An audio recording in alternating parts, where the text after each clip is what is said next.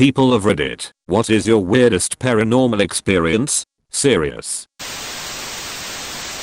The night that a friend of mine committed suicide, someone slapped my window leaving a muddy handprint. Going by the time it happened, it was real close. I have a similar experience. I was sitting in the middle of the woods angry and just thinking by myself when I felt a creeping sensation on my neck and all of the noise in the forest around me stopped. I got back home pretty quick after that, and later on that night, found out that my dad had killed himself at roughly the time I'd felt so weird in the woods.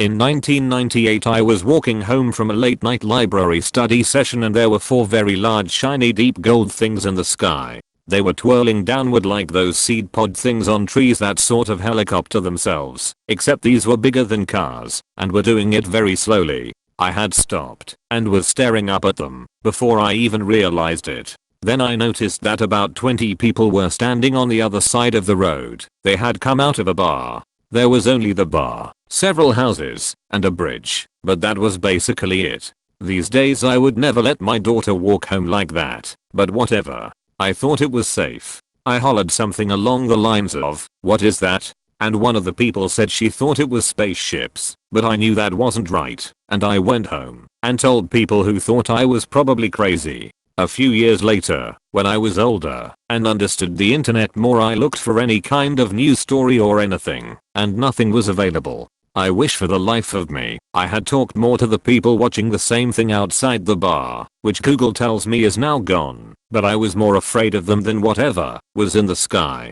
It was bizarre. In the intervening 20 plus years I haven't gone crazy or ever seen anything like it again, lol.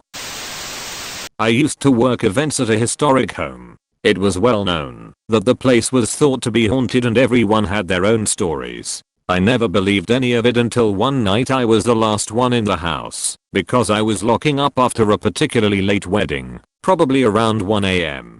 I went up to the top floor and the second I crossed the threshold I felt the air change. It got almost dense and knocked the breath out of me. I booked it out as fast as I possibly could. Another coworker said one night when she went up to do the same thing around the same time she clearly heard footsteps and assumed it was another coworker coming up to join her, but when she turned around no one was there and the other coworker had actually been far across the property at the time. Another person said they were walking down the corridor when the door they were about to go through slammed shut in front of them and locked.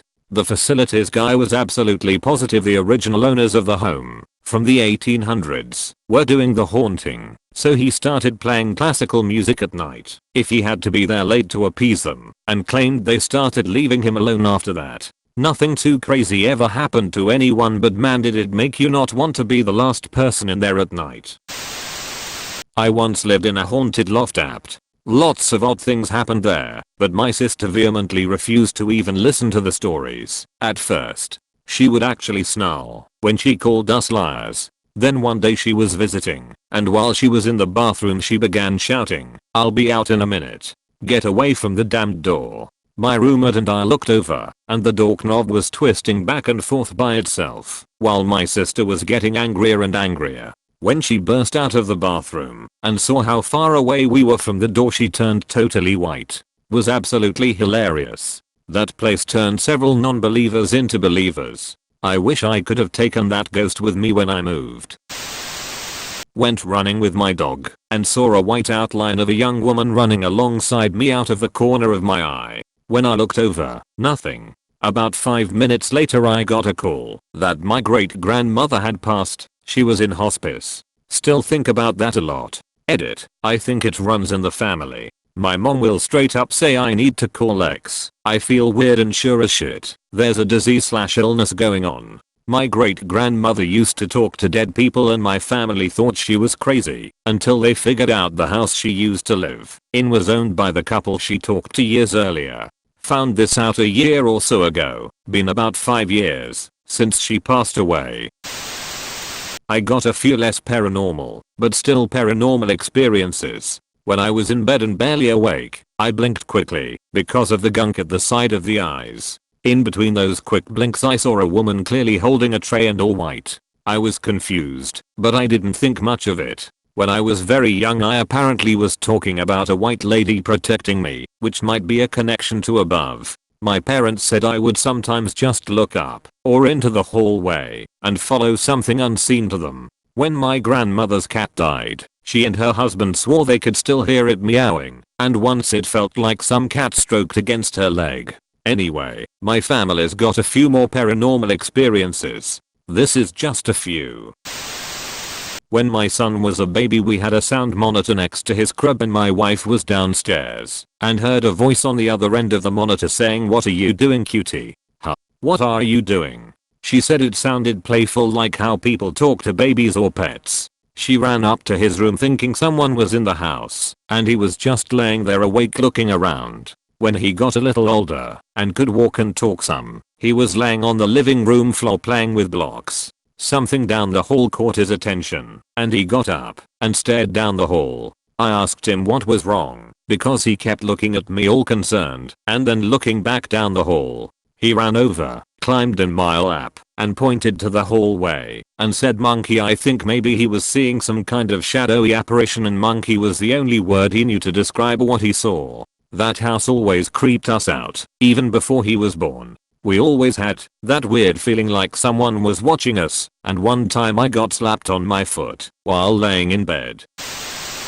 I grew up on the Navajo reservation, a white boy. Parents were teachers. My parents moved to California at the end of my junior year, and I was sure as shit not going to spend my last year of high school somewhere else. One of my good friends talked to his parents about my situation, looking for a place to stay, and they invited me to stay with them. They lived in a hogan, traditional Navajo dwelling, about 9 to 10 miles away from town. The nearest neighbor was about 3 miles away. My friend's father was a coal miner for Peabody Coal up on Black Mesa, and my friend's mother was a shepherd who had a flock of around 200 plus head.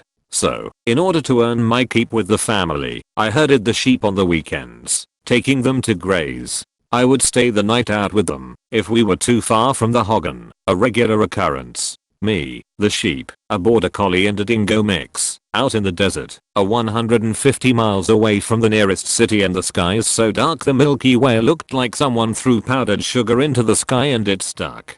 Growing up around the Navajo culture and all my friends being Navajo, I got to know their superstitions, which by proximity became mine too. Don't touch the personal belongings of dead people. Don't ever respond to a skinwalker. Stay away from Susie on the hill. She's a murderous witch.